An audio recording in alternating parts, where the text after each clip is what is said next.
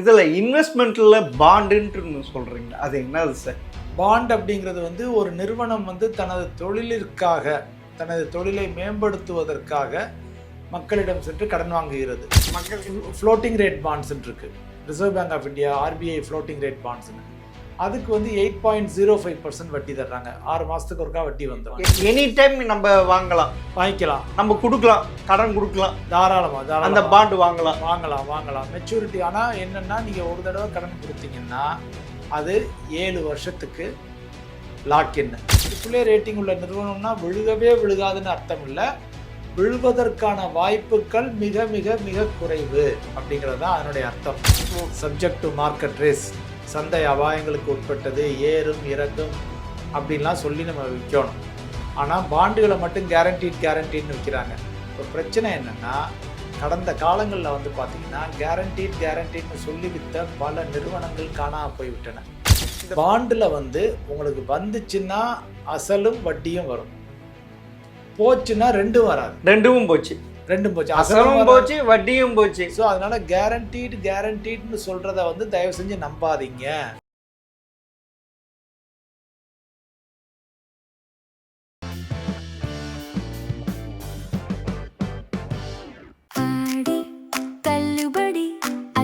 பேரும் அல்லம்படி 6 முதல் 60% வரை ஆடி தள்ளுபடியுடன் super Saravana stores, Chennai, Madurai, Kovai. Gem TV நேயர்களுக்கு வணக்கம். பொருளாதார நிபுணர் சொக்கலிங்கம் பழனியப்பன் அவர் சந்திப்பவர். சார் வணக்கம் சார். வணக்கம் சார். எங்களுக்குன்னா பாண்டுன்னா நிலம் வாங்குற பாண்டு, கடன் வாங்குற பாண்டு, அப்படி தான் தெரியும். இதில் இன்வெஸ்ட்மெண்ட்டில் பாண்டுன்ட்டு சொல்கிறீங்க, அது என்னது சார்? அதாவது கடன் பத்திரம், நீங்கள் சொல்கிறது கரெக்ட் தான். கடன் பத்திரம், நம்ம வந்து ஒரு நிறுவனத்தை கடன் கொடுக்குறோம், அவங்க அதுக்கு பதிலாக பாண்டாக நம்மகிட்ட தர்றாங்க. ஸோ இது வந்து அரசாங்கமும் கடன் வாங்குது, மத்திய அரசாங்கம் கடன் வாங்குது, மாநில அரசாங்கம் கடன் வாங்குது, பொதுத்துறை நிறுவனங்கள் கடன் வாங்குகின்றன, தனியார் நிறுவனங்கள் கடன் வாங்குகின்றன, வங்கிகள் கடன் வாங்குகின்றன. ஆனால் இது எல்லாத்துக்கும் ஒன்றுக்கும் ஒவ்வொரு பேர். வங்கி கடன் வாங்கினா அதுக்கு பேர் டெபாசிட்டு, ஃபிக்ஸட் டெபாசிட், எஃப்டி அல்லது சிடி, கியூமுலேட்டிவ் டெபாசிட். அது டெபாசிட் நம்ம கிட்ட கடன் வாங்க. ஓகே, நம்மகிட்ட சரி, நம்ம சேவிங்ஸ்ன்றது நீங்கள் அதை கடனாக சொல்கிறீங்க. Okay sir. ஸோ இப்போ வங்கி கடன் வாங்கினா அதுக்கு பேர் ஃபிக்ஸட் டெபாசிட்டு. மத்திய அரசாங்கம் கடன் வாங்குச்சுன்னா government of India bonds. Reserve bank மூலம் வாங்கினாங்கன்னா ஆர்பிஐ ஃப்ளோட்டிங் ரேட் பாண்ட்ஸ்னு சொல்கிறோம். போஸ்ட் ஆஃபீஸ் மூலம் வாங்குறது senior citizen savings scheme, term deposit, இதெல்லாம் அவங்க. தனியார் நிறுவனங்கள் வாங்குறத வந்து கார்ப்பரேட் பாண்ட்ஸ்னு சொல்கிறோம், அல்லது நான் கன்வெர்ட்டிபிள் டிபென்ச்சர்னு சொல்கிறோம். ஸோ கடனுக்கு வந்து வெவ்வேறு பெயர்கள் இருக்கின்றன. அந்த ஒவ்வொன்றும் ஒவ்வொரு லீகலி டெக்னிக்கலி கொஞ்சம் டிஃப்ரென்ஸ் இருக்குதுன்னு வச்சுங்க. ஸோ சில சமயம் ப்ரைவேட் பிளேஸ்மெண்ட் பாண்டு அப்படிம்பாங்க. ஸோ அது வந்து பொதுவில் வந்து விற்கக்கூடாது.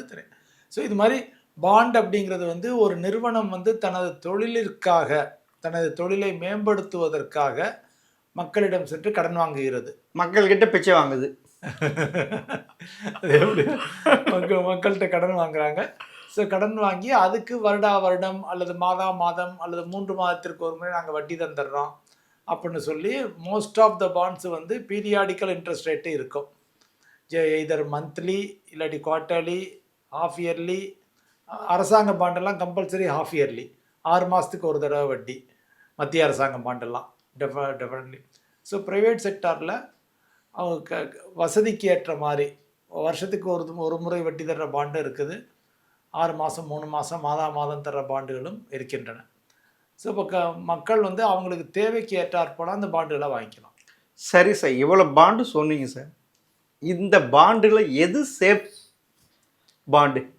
சேஃபு, நான் போட்ட பணம் எனக்கு உறுதியாக வந்துடணும், நான் நிம்மதியாக தூங்கணும், எந்த தலைவலியும் எனக்கு இருக்கக்கூடாது அப்படின்லாம் நினச்சோம்னா கவர்மெண்ட் ஆஃப் இந்தியா பாண்டு தான்.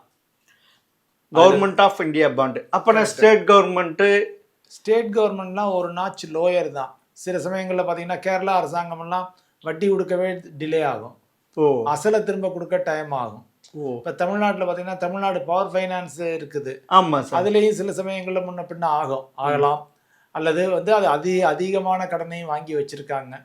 ஸோ இப்போ அது மாதிரி இப்போ நம்ம கடன் யாருக்கு கொடுக்க போகிறோமோ, நம்ம இண்டிவிஜுவல் நம்ம தான் போய் அவங்களுக்கு கடன் கொடுக்குறோம். பட் அதை வந்து நம்ம ஒரு பெருமையாக நினச்சி அந்த நிறுவனத்தை ரொம்ப பெருசாக நினைக்கிறோம். ஆக்சுவலி நம்மகிட்ட கடன் வாங்கி அவங்க தொழில் நடத்துகிறாங்க. அதுதான் ரியல் உண்மை வந்து பார்த்திங்கன்னா நம்மகிட்ட கடன். ஸோ இப்போ நம்ம வந்து கரெக்டான நிறுவனங்களை சூஸ் பண்ணணும், கரெக்டான பாண்டை சூஸ் பண்ணணும். நான் கவர்மெண்ட் ஆஃப் இந்தியா பாண்டுன்னு சொன்னேன். கவர்மெண்ட் ஆஃப் இந்தியா பாண்டுடைய ரேட்டு வந்து ஒரு 7-7.5 அப்படி தான் இருக்கும். ஆனால் கவர்மெண்ட் ஆஃப் இந்தியா பாண்டில் ஒரு பியூட்டி என்னென்னா, நீங்கள் 1 மாதத்துக்கு வாங்கலாம். ட்ரெஷரி பில்ஸ்னு சொல்லுவோம். ஷார்ட் டேர்ம் லோனாக வந்து ட்ரெஷரி பில்ஸும்பாங்க. 90 நாளைக்கும் கடன் கொடுக்கலாம். 1 வருஷத்துக்கு பாண்ட் இருக்குது, 5 வருஷத்துக்கு, 10 வருஷத்துக்கு, 30 வருஷத்துக்கு, 40 வருஷத்துக்கு. ஸோ நிறைய டைப் ஆஃப் பாண்ட்ஸ் இருக்குது அவங்க கவர்மெண்ட் ஆஃப் இந்தியா இஷ்யூ பண்ணுறதில்ல. லாங் டேர்ம் பாண்ட்ஸ் எல்லாம் நிறையவே இருக்குது. இது தவிர அதில் கொஞ்சம் இன்ட்ரெஸ்ட் ரேட்டு குறைவு. அதுக்கு ஈக்குவலண்ட்டாக வேறு எது ஃப்ளோட்டிங் ரேட் பாண்ட்ஸ்ன்னு இருக்குது. Reserve bank of India RBI floating rate பாண்ட்ஸ்னு. அதுக்கு வந்து 8.05% வட்டி தர்றாங்க. 6 மாதத்துக்கு ஒருக்கா வட்டி வந்துடும். அது அடிக்கடி அவன் ரிசர்வ் பேங்க் கொடுப்பாங்களா சார்? பாண்டு ரிலீஸ் பண்ணுவாங்களா? Open, always open. எப்பயுமே இப்போ இது பண்ணிக்கலாம் யார் மக்கள். அது வந்து ஒன்லி இண்டிவிஜுவல் இன்வெஸ்டருக்கு தான். நிறுவனங்கள் போய் பண்ண முடியாது, வெளிநாடு வாழ் இந்தியர்கள் பண்ண முடியாது, வெளிநாட்டவர் பண்ண முடியாது. நம்ம இண்டிவிஜுவல் இன்வெஸ்டருக்கு மட்டும் அது. RBI bond, RBI bond any time நம்ம வாங்கிக்கலாம், நம்ம கொடுக்கலாம், கடன் கொடுக்கலாம், தாராளமாக அந்த பாண்டு வாங்கலாம். வாங்கலாம் மெச்சூரிட்டி. ஆனால் என்னென்னா, நீங்கள் ஒரு தடவை கடன் கொடுத்தீங்கன்னா அது 7 வருஷத்துக்கு லாக்கின். அப்புறம் எடுக்க முடியாது, ஒன்றும் பண்ண முடியாது. அவ்வளோ ஒரு இன்ட்ரெஸ்ட் கூட எடுக்க முடியாது, எதுவும் பண்ண முடியாது. 7 வருஷத்துக்கு வந்து அது லாக்கின். சீனியர் சிட்டிசன்ஸ் போட்டுட்டு அவங்க 5வது வருஷம் 6வது வருஷம் எடுக்கணும்னாங்கன்னா ப்ரொவிஷன் வச்சுருக்காங்க. பட் ஒரு தடவை நீங்கள் போட்டிங்கன்னா 7 வருஷம் கடன் அவ்வளோதான் கடன் கொடுக்குறீங்க. 6 மாதத்துக்கு ஒருக்கா வட்டி வந்துடும். 7வது வருஷம் முடிவில் வந்து ஆட்டோமேட்டிக்காக வட்டி அண்ட் அசல். சரி சார், அந்த வட்டியும் அதுவும் கூட சேருமா, இல்லைப்பனா நம்ம அக்கௌண்ட்டுக்கு வந்துருமா? நீங்கள் பேங்க் அக்கௌண்ட்டுக்கு. இப்போ வந்து முதல்ல வந்து ஆர்பிஐ பாண்டு 2 டைப்பும் கொடுத்தாங்க. அசலும் வட்டியும் கடைசியாக சேர்த்து வாங்கிக்கிற மாதிரி, இல்லைன்னா 6 மாதத்துக்கு ஒருக்கா வாங்கிக்கிற மாதிரி. இப்போ வந்து அந்த கடைசியாக சேர்த்து வாங்குறத தூக்கிட்டாங்க. லாங் டேர்ம் இருக்கிற கம்பல்சரி 6 மாதத்துக்கு ஒருக்கா கொடுத்துருவாங்க. இப்போ ரைட் நவ் அதனுடைய வட்டி விகிதம் வந்து 8.05%. நிறைய வங்கி வட்டிகளை விட அதிகம்.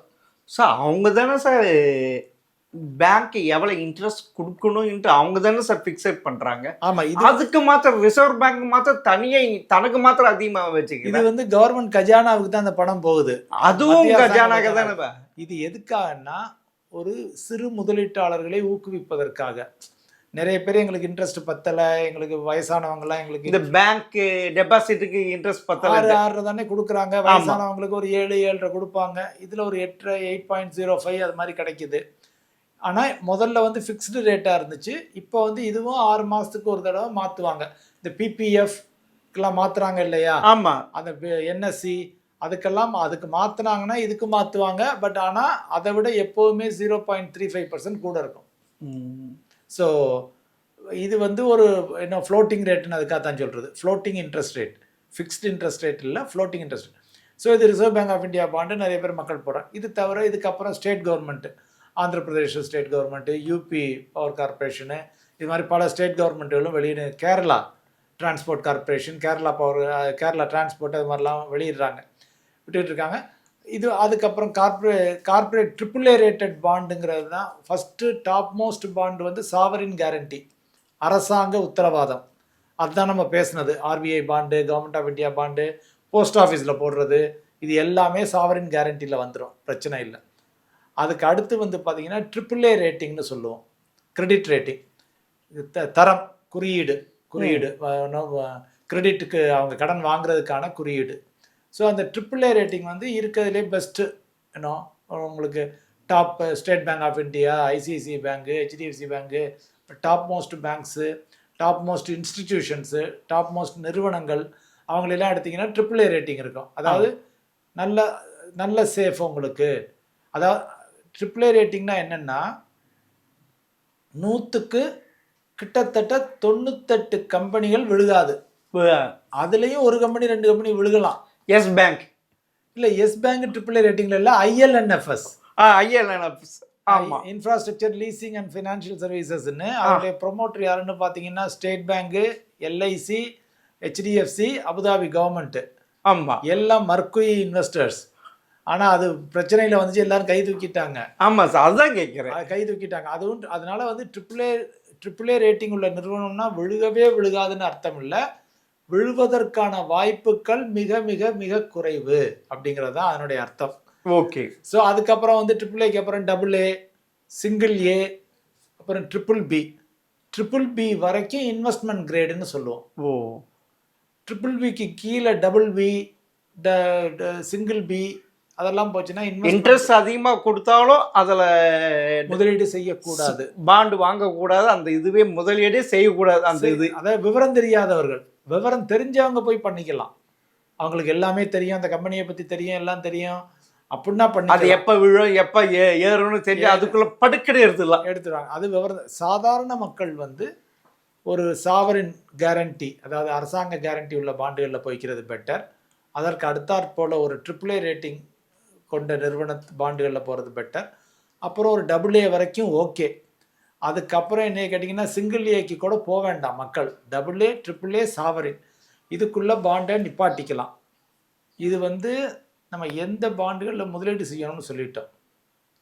ஆனால் பிரச்சனை என்னென்னு வந்து பார்த்திங்கன்னா, மார்க்கெட்டில் அல்லது யூடியூப்பில் மக்கள் போடுறது வந்து 11% கிடைக்கும், 12% கிடைக்கும், 13% இன்ட்ரெஸ்ட் கிடைக்கும். ஆடெல்லாம் நிறைய கொடுக்குறாங்க. யூடியூப்பை திறந்தீங்கன்னாவே இந்த பிளாட்ஃபார்ம் அந்த பிளாட்ஃபார்ம், நீங்கள் 10,000 ரூபாய்க்கு கூட பாண்டு வாங்கிக்கலாம், 5,000 ரூபாய்க்கு வாங்கிக்கலாம். என்ன நீங்கள் பணத்தை தந்தீங்கன்னா போதும், எவ்வளோக்கு வேணாலும் வாங்கிக்கலாம். அந்த லெவலில் வந்து அட்வர்டைஸ்மெண்ட்டு கேரண்டீட்னு சொல்கிறாங்க, கேரண்டீட் ரிட்டர்ன்ஸ்ன்னு. பட் இதில் என்ன ஒரு புரியாத புதிர் மக்களுக்கு அப்படின்னு வந்து பார்த்திங்கன்னா, கேரண்டி ஓகே. இப்போ நம்ம ஸ்டாக் மார்க்கெட்லேயோ ஈக்விட்டி மியூச்சுவல் ஃபண்ட்லேயோ கேரண்டின்னு ஒரு வார்த்தையோட சொல்லவே கூடாது. சப்ஜெக்ட் டு மார்க்கெட் ரிஸ்க், சந்தை அபாயங்களுக்கு உட்பட்டது, ஏறும் இறங்கும் அப்படின்லாம் சொல்லி நம்ம விற்கணும். ஆனால் பாண்டுகளை மட்டும் கேரண்டின்னு விற்கிறாங்க. இப்போ பிரச்சனை என்னென்னா, கடந்த காலங்களில் வந்து பார்த்திங்கன்னா கேரண்டின்னு சொல்லி விற்ற பல நிறுவனங்கள் காணாமல் போய்விட்டன. இந்த பாண்டு வித்தவங்க முகேஷ் அம்பானியினுடைய தம்பி அனில் அம்பானி, ரிலையன்ஸ் கேபிட்டல் பணத்தை கொடுக்க முடியல, ரிலையன்ஸ் ஹோம் ஃபைனான்ஸ் வாங்கின பாண்டுகளுக்கு திரும்ப கொடுக்கறது சிரமமாயிடுச்சு. அதுக்கப்புறம் நம்ம லக்ஷ்மி விலாஸ், ஆமா, இது வந்து இப்போ டிபிஎஸ்ஸாக மாறிடுச்சு. ஆமா சார், சிங்கப்பூர் கம்பெனி பேங்க் அது டேக் ஓவர் பண்ணிட்டாங்க. அவங்க ஒரு 700-800 கோடி ரூபாய்க்கு பாண்டு இருந்துச்சு.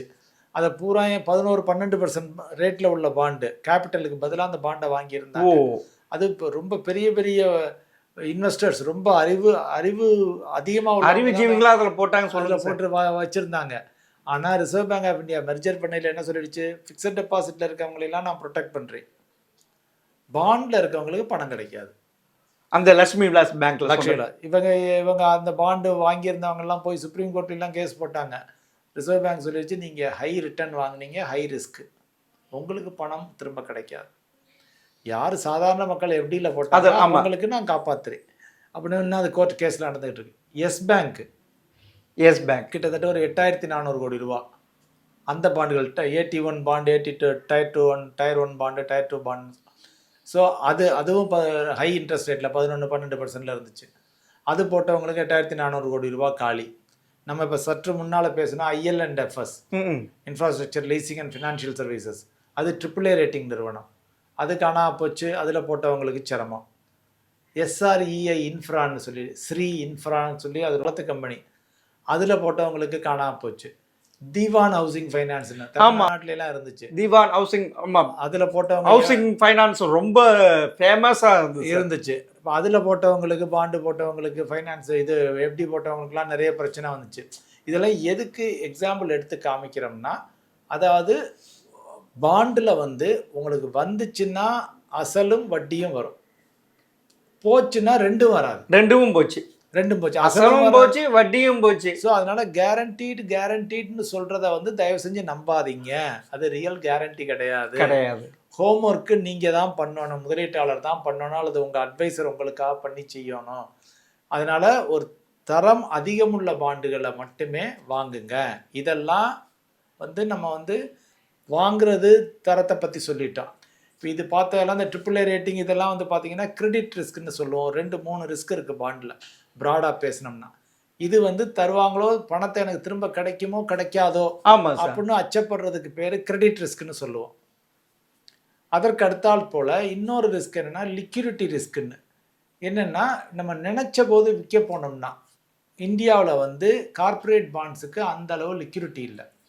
கவர்மெண்ட் ஆஃப் இந்தியா பாண்ட்ஸுக்கு நல்ல லிக்யூரிட்டி இருக்குது. ஸ்டாக் மாதிரி நினச்ச நேரத்தில் விற்கலாம் வாங்கலாம், ரேட்டு கூட குறைச்சிருக்கோம், அதை விட்டுருங்க. பட் அவசரத்துக்கு எனக்கு பணம் தேவைன்னா உடனே திரட்ட முடியும் விற்று. ஆனால் அந்த கார்ப்பரேட் பாண்ட்ஸில் மார்க்கெட்டில் வந்து இந்தியாவில் வந்து லிக்யூரிட்டி கிடையாது, நினச்ச போது விற்க முடியாது, எடுக்க முடியாது, எதுவும் பண்ண முடியாது. சமீபத்தில் எங்கள் கஸ்டமர் ஒருத்தர் நல்ல குவாலிட்டியான பாண்ட்ஸ் நாங்கள் 11-12% போகல, அவராக விரும்பி கேட்டார், அதுக்காக வாங்கினோம். அவர் இப்போ ஒரு இடம் வாங்குறதுக்காக அவர் பாண்டு நம்ம மூலம் போட்டிருக்காரு, மியூச்சுவல் ஃபண்டு போட்டிருக்காரு, ஸ்டாக்குக்கும் அக்கௌண்ட் ஓப்பன் பண்ணி கொடுத்துருக்கோம். ஸ்டாக்கில் போட்ட பணம் அடுத்த நாள் வந்துருச்சு, விற்றா அடுத்த நாள் வந்துருச்சு. மியூச்சுவல் ஃபண்டில் போட்ட பணம் 2வது நாள் வந்துருச்சு, கேட்ட உடனே நல்லா ஃபுல் லாபத்தில் இருந்துச்சு, 2வது நாள் அந்த பணம் போயிட்டு. பாண்டு 1.5 கோடி ரூபா அவர் ஆசைப்பட்டு வாங்கின பாண்டு, 1.25 1.5 கோடி. அவர் எனக்கு வேணும் பாண்டு வேணும்னார்.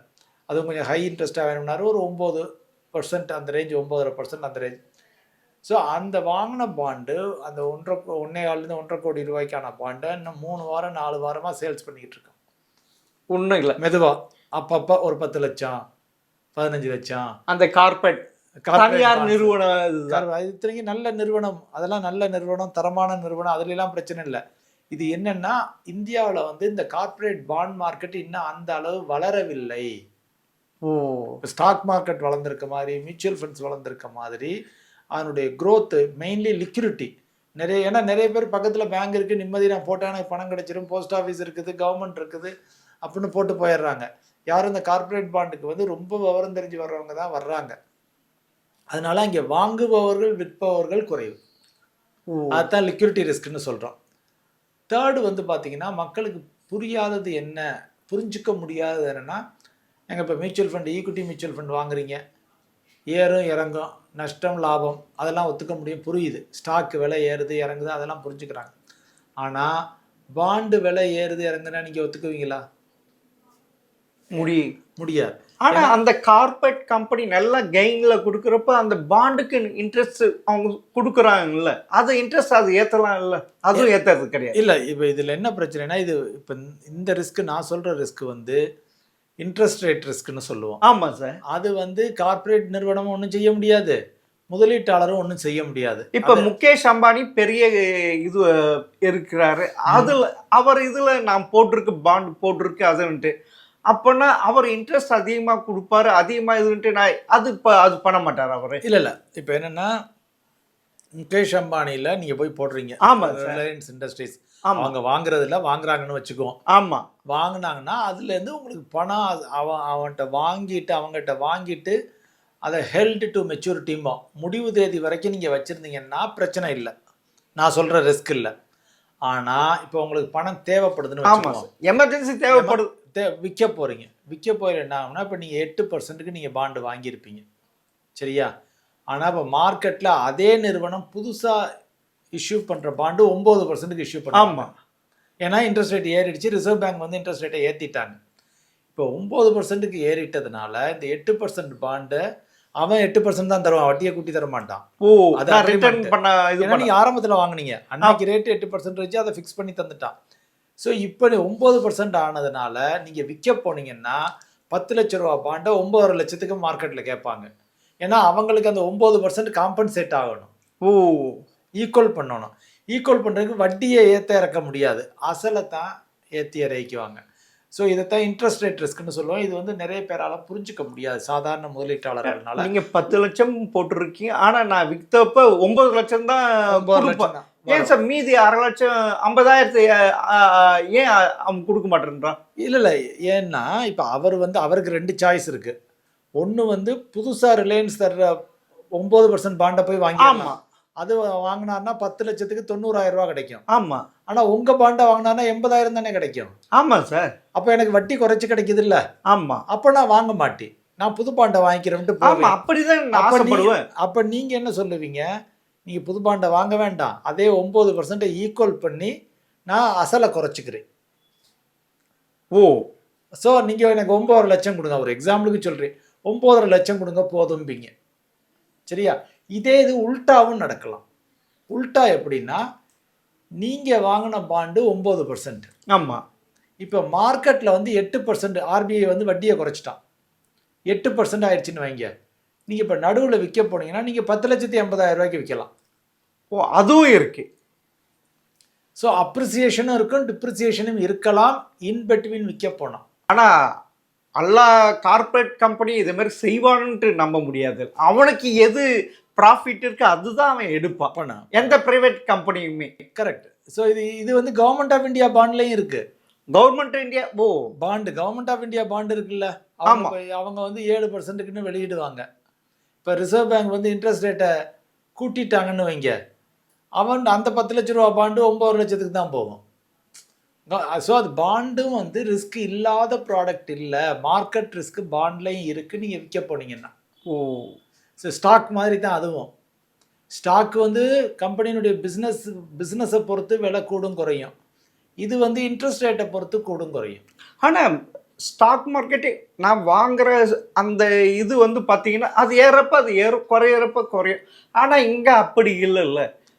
இங்கே டெய்லி பாண்ட் மார்க்கெட்டில் போனீங்கன்னா, அதாவது நான் ஒரு வாட்டி 8% வாங்கினா அந்த 8% தான் இருக்கும், ஆனால் அவருக்கு 9% கொடுத்துருப்பார், அது எனக்கு கிடைக்காது. அப்பப்போ நான் விற்று தானே ஆகணும், விற்றுட்டு அடுத்தது நான் லாபம் தானே பார்க்கணும். ஆமாம், விற்கலாம்.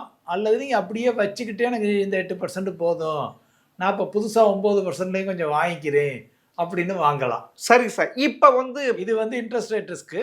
இன்னொன்று இன்ஃப்ளேஷன் ரிஸ்க் சொல்லுவோம், பணவீக்கத்தினால ஏற்படுற ரிஸ்க். என்னென்னு வந்து பார்த்தீங்கன்னா, இப்போ நம்ம 30 வருஷம் பாண்டை வாங்கிட்டோம்னு வச்சுக்கோங்களேன், கவர்மெண்ட் ஆஃப் இந்தியா பாண்டு 30 வருஷம் பாண்டை வாங்கிட்டோம், நம்ம வாங்கையில் 5%, அப்புறம் பணவீக்கம் ஏறிடுச்சு, இப்போ பணவீக்கம் 7% இருக்குது, கவர்மெண்ட் பாண்டே புதுசாக 8%க்கு தர்றான். அப்படிங்கையில் எனக்கு வந்து இந்த பணவீக்கத்தை கூட நான் தாண்ட முடியாது, ஏன்னா 5%ல் வாங்கி வச்சுருக்கேன். ஸோ இது மாதிரி ஜென்ரல் இதெல்லாம் தான் பாண்டில் உள்ள ரிஸ்க்கு. மக்கள் வந்து அதனால் பாண்டுன்னு போகையில் இதில் ரிஸ்கே இல்லை அப்படின்னு நினச்சிக்கிட்டு பாண்டை வாங்க வேண்டாம். இல்லை, நிறைய பேர் ஷேர் மார்க்கெட்டை விட பாண்டு பெஸ்ட்டு அப்படின்ட்டு ஒரு இது சொல்கிறாங்களே. கிடையாது. ஆமாம், அப்படிதான் இருக்கு. அந்த கூற்று உண்மை அல்ல. கூற்று அது எல்லாத்துலேயும் ரிஸ்க் இருக்குது. ரிஸ்க். ஆனால் ஷேர் மார்க்கெட்டை விட பாண்டு ஈஸியாக, ரிஸ்க் கம்மி, நல்லா ப்ரொவைட், செக்யூரிட்டி நல்லா இருக்கும், எல்லாமே சொல்கிறாங்களே சார். கரெக்ட். ப்ரொவைடட் என்னென்னா, நீங்கள் வந்து இப்போ சாவரின் கேரண்டி கவர்மெண்ட் பாண்டை வாங்கிட்டீங்கன்னா பிரச்சனையே இல்லை. ஆமாம், ரிஸ்கே இல்லைன்னு சொல்லலாம். நீங்கள் வந்து இடையில விற்காதீங்க, கடைசி வரைக்கும் வச்சுக்கோங்க. அது கவர்மெண்ட் பாண்டை வாங்கினீங்கன்னா ரிஸ்க். அதுவும் சென்ட்ரல் கவர்மெண்ட் பாண்ட்னா பெஸ்ட்டு. சென்ட்ரல் கவர்மெண்ட் பாண்டு தான். அப்போ ஸ்டேட் கவர்மெண்ட் பாண்ட்னா இது நீங்கள் ஒரு எக்ஸாம்பிள் கேரளா சொன்னீங்க, அது அவன் ரிட்டர்ன் கொடுக்க முடியல, எதுவுன்ட்டு டிலே ஆகும், டிலே ஆகலாம். சில அரசாங்கங்கள்லாம் டிலே ஆகுது, ஏன்னா அவங்க கஜானாவில் பணம் இல்லை, அதனால கொஞ்சம் பொறுத்து. சில சமயம் ஏன் நீங்கள் இப்போ பாண்டுக்கு ஏன் போகிறீங்க, கவர்மெண்ட் எம்ப்ளாய்க்கே சேலரி கொடுக்க தடுமாறுறாங்களே சில கவர்மெண்ட். ஆமா, இருக்கு. இப்போ கேரளா கவர்மெண்ட் அப்படிதான் இருக்கு. போனஸ் லேட்டா தர்றான். ஆமா, இல்ல எங்கிட்ட இல்ல 2 மாசம். ஆமா, இங்கேயே தமிழ்நாடு கவர்மெண்ட் டிரான்ஸ்போர்ட்ல அப்படிதான் கொடுக்குற. பிஎஃப் கொடுக்க முடியல, எதுவும் கொடுக்க முடியல, எல்லாமே கொடுக்க முடியல. இருக்குல்ல அந்த பிரச்சனை. இருக்கு. அரசாங்கம் பொதுத்துறை தான் எல்லாமே இருக்குது. ஸோ அப்படிங்க அதுதான் வந்து இப்போ ஸ்டேட் கவர்மெண்ட்டை வந்து நம்ம வந்து ஜென்ரலாக விவரம் தெரிஞ்சு போடுங்கிறோம்.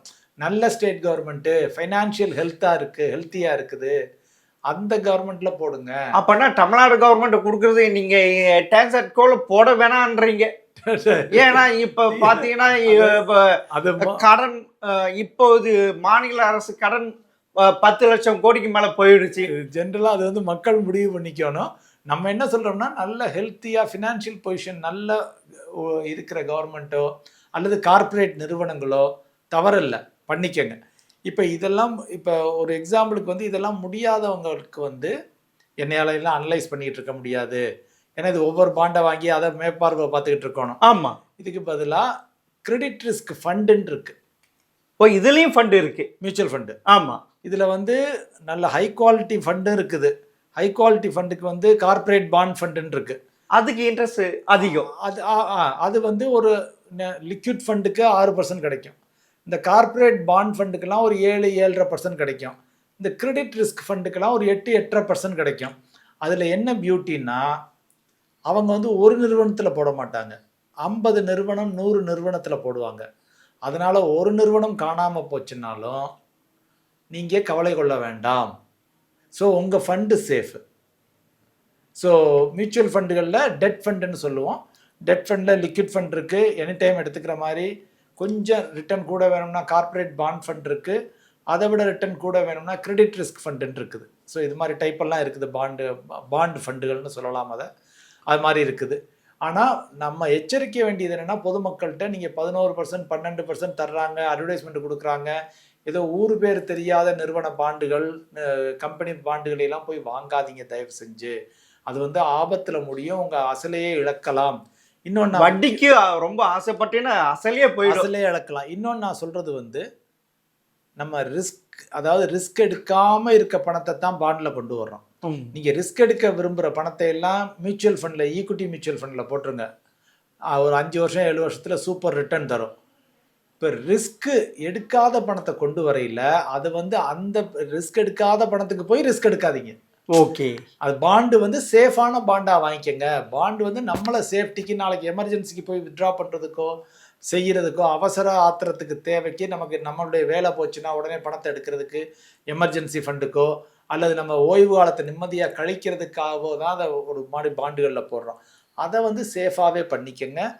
ரொம்ப அதிக ரிட்டனுக்கு ஆசைப்பட்டு அதிக ரிஸ்க் எடுக்காதீங்க. பட் அதே சமயத்தில் உங்களுக்கு ரிஸ்க் எடுக்க விருப்பம் இருந்து அதிக ரிட்டர்ன் வேணும்னா ஈக்விட்டி மியூச்சுவல் ஃபண்டுக்கு போயிடுங்க. ஓகே, முடிட்டு நீங்கள் இப்போ இது வரைக்கும் சொல்கிறது பார்த்தீங்கன்னா, பாண்டில் இன்வெஸ்ட்மெண்ட் பண்ணுற சென்ட்ரல் கவர்மெண்ட் தான் இஸ் எ பெஸ்ட். கரெக்ட். அதில் அதிகமாக இன்ட்ரெஸ்ட் வேணும்னா ரிசர்வ் பேங்க் பாண்டு தான் மிக பெஸ்ட். கரெக்ட். இந்த ஸ்டேட் கவர்மெண்ட் பாண்டும் ரிஸ்க் தான் இருக்கு, கொஞ்சம் இருக்கு. ஆமா, கார்ப்பரேட் பேங்க், தனியார் நிறுவனங்கள் வழங்குகின்ற கம்பெனியும் அதுவும் ரிஸ்க் தான். ரிஸ்க் இருக்கு எல்லாத்துக்கும் ரிஸ்க். இதுல பாத்தீங்கன்னா கூட்டி கழிச்சு எல்லாம் பார்த்தா central government bond is a best safest. அதுலயும் ரிசர்வ் பேங்க் இன்ட்ரெஸ்ட் அது பெஸ்ட். வயசானவங்களுக்கு சீனியர் சிட்டிசன் சேவிங் ஸ்கீம்னு இருக்கு, அதுவும் கவர்மெண்ட் கஜானாவுக்கு தான் போகுது. அதுவுமே சேஃப் தான். அது ஒரு 8.3 8.4% தர்றாங்க. ஸோ இது இந்த ஐட்டங்களில் போட்டுக்கிறதுக்கு இதை விட அதிகமாக பணம் வரையில நீங்கள் வேற யோசிங்க. உண்மையில சார், பாண்டு பற்றி மிக தெளிவாக எது வாங்கலாம் எது வாங்கக்கூடாதுன்ட்டு மிக கரெக்டாக சொல்லியிருக்கீங்க. இந்த முதலீடு செய்கிறவங்களுக்கு ரொம்ப புரியும் சார். மிக்க நன்றி சார். நன்றி.